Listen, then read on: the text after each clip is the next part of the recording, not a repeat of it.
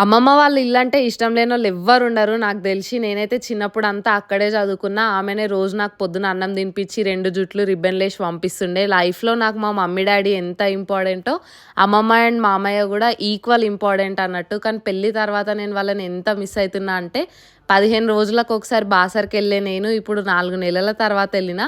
So that నాకప్పుడు తెలిసింది how much I am missing them అనేసి. ఇంకా ఇక్కడ మా అమ్మమ్మ అయితే పూజ మీద పెట్టిన పండ్లు అందరికీ డిస్ట్రిబ్యూట్ చేస్తుంటే సన్నీకి బనానా ఇస్తే అది మక్కిపోయిందని ఆమె ఆ ఎక్స్‌ప్రెషన్ పెట్టిందన్నట్టు. అది ఆ ముచ్చట. సో ఒక రోజంతా వాళ్ళతో నుండి ముచ్చట పెట్టినంక అర్థమైంది ఎంత ప్రీషియస్ టైం అనేది. అప్పుడు ఊరికే వెళ్తే తెలవకపోతుండే. ఇప్పుడు అర్థమైతుంది. అండ్ అట్లా టైం ఉన్నప్పుడల్లా ఇప్పటి నుంచి అయితే పక్కా ఎళ్దామని డిసైడ్ అయినా. మీరు కూడా ఎళ్ళండి మీ అమ్మమ్మల దగ్గరికి, నానమ్మల దగ్గరికి.